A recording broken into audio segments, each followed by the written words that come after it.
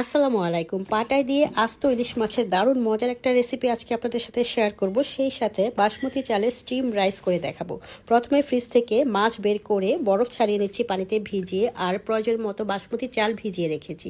এখন একটা মশলা পাটায় বেটে নিচ্ছি। এখানে নিয়েছি হচ্ছে রসুন, জিরা, শুকনা মরিচ, লবণ আর হলুদ। তারপর আমি মাছটা কেটে নিচ্ছি। যেহেতু আস্ত ইলিশ মাছের রেসিপি করব, তাই মাছটাকে আস্তই রাখতে হবে। আমি কানসার দিক থেকে মাছের ভিতরের ময়লাগুলো বের করে খুব ভালো করে ধুয়ে পাটায় নিয়ে আমি মাছটাকে কেচে নিয়েছি। তারপর পাটার মধ্যে যে মশলাটা ছিল সেটা আমি মাছের মধ্যে মাখিয়ে নিয়েছি। শিলপাটায় লেগে থাকা মশলার মধ্যে আমি মাছটাকে খুব ভালো করে মেখে চুলায় একটি ফ্রাইং প্যান দিয়ে পর্যাপ্ত সয়াবিন তেল দিয়ে মাছটাকে আমি সুন্দর করে ভেজে তুলে রেখেছি। ওই তেলের মধ্যেই আমি বেশি পরিমাণ পেঁয়াজ কুচি দিয়ে হালকা ব্রাউন কালার করে ভেজে একটা প্লেটের মধ্যে তুলে রাখছি।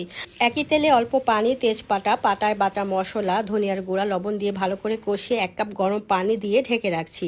আর ওই যে ভিজানো চালটা দিয়ে আমি গরম পানিতে দিয়ে ভাত রান্না করছি, সাথে একটু এক্সট্রা ভার্জিন অলিভ অয়েল দিয়েছি।